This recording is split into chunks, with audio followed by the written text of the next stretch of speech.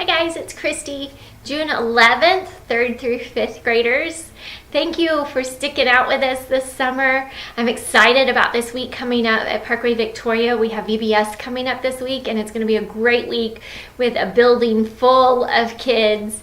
If you're not already a part of it, come join us one night. Come see what it's about. Come see the excitement in the kids' eyes that are with us on VBS week. This is a great opportunity for our kids who are here regularly to bring friends so they can show them how fun it is to go to church, how amazing it is to learn about Jesus. So thank you guys for being here. Our monthly opening activity is a fun one. If you've not played a game like this before, it's a fun party game. We played it around Christmas in a staff meeting, and it's just silly sometimes what things end up as. It's kind of like Pictionary. Kids are supposed to draw a picture that you have in your Ziploc baggie. You're not going to show it to the other kid. You're just going to show it to the kid who has to draw it. My picture is a chair, so I'm going to try to draw it without seeing the picture. You can do it on your head. You can do it behind your back. I tried to do it behind my back, and I'm just not as good at holding the pen and the paper and the board at the same time. But let's see if I can draw a chair, and I may even put a little cushion on it. Let's see. Does that look like a chair? Well, kind of. It's a very abstract chair. Anyway, there's lots of pictures in there. Your kids will have fun drawing this. We gave you marker boards. We thought it'd be easier to draw over and over again if you have marker boards.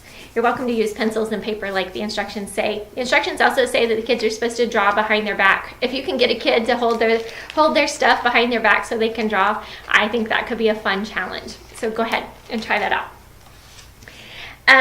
In our Bible story today, when we go to large group, we're going to be concentrating on the rest of the creation story. Last week we stopped just short of God creating man, and today we're going to dig into where God created man in the next verses in chapter 1 of Genesis, verses 26 through the end of chapter 2. And God created man in his image is something we're going to focus on this week. That might be a very abstract thing for kids. I know the kids in my house still wrestle with that every once in a while. I think what's important for kids to grasp in that is that he created them with a purpose. Read Psalm 139. If you get the chance, look it up on YouTube. Watch some of the spoken words of Psalm 139. It's one of those that reminds me that God created me and knew about me before anybody else knew who I was. And to me, that gives me encouragement to know that because God knew that about me so long ago, that it really doesn't matter what people's perceptions of me are. It doesn't really matter what the world says about Kristi. But what does matter is God created me for a specific purpose and a specific reason.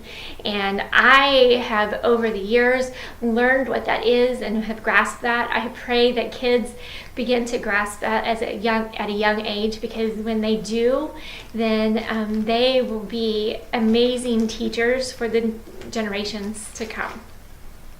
So at the end of the day, we want them to know that God created them in his image. You have an activity today.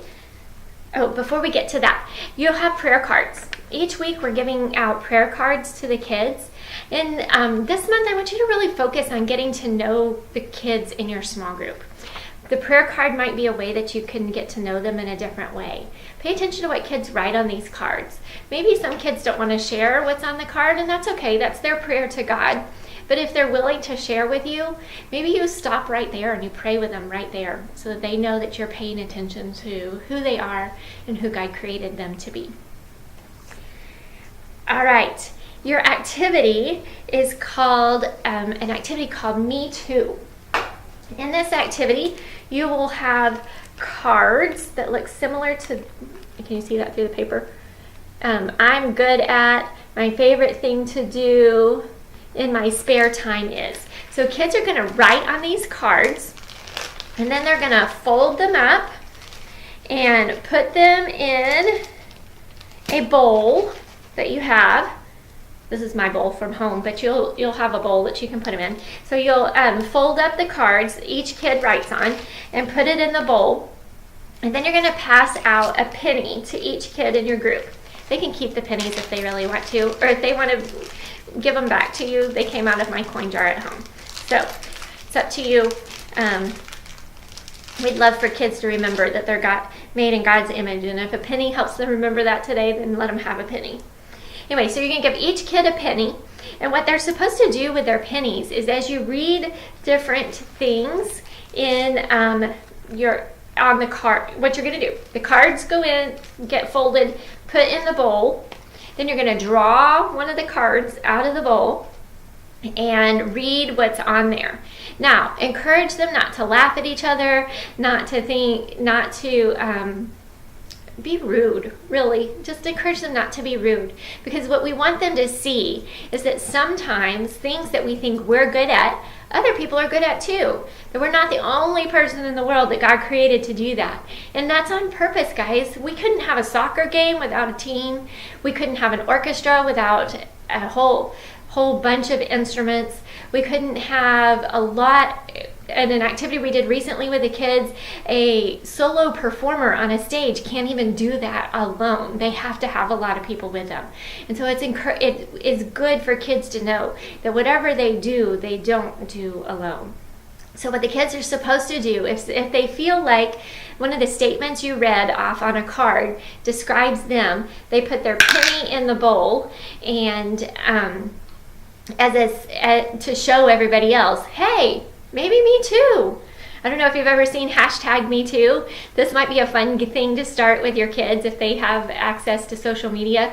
#MeToo. I did it too. Like, oh my goodness, that's so my day too. And then you have your memory verse activity. And your memory verse activity for this month, you have index cards. You might have some index cards in your basket that are already written on, like these are, with all of the words. That if you do, that's fine, use those.